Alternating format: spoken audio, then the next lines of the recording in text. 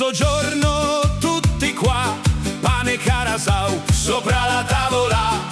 Mamma porta da mangiare, nonno è pronto per cominciare. Nonna guarda di qua e di là, cerca una cosa ma non ci sta.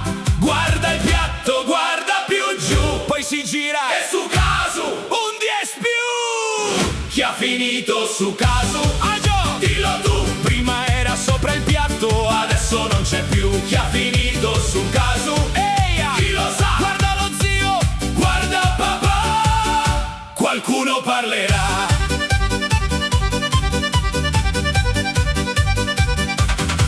Zio fa finta di non sapere, papà continua tranquillo a bere. Il cugino guarda di là, nonna sospetta, qualcuno lo sa. Una briciola sopra la sedia, un'altra ancora vicino alla credenza. Nonna le segue piano piano e trova su caso vicino al nonno. Nonno!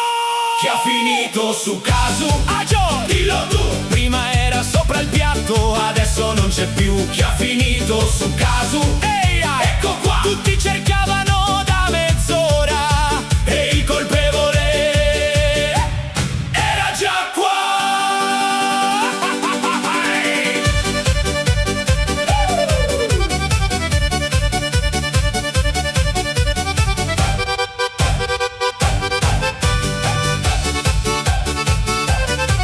Nonno guarda tutta la famiglia, poi sorride e alza le spalle. Nonna domanda: sei stato tu? Nonno risponde: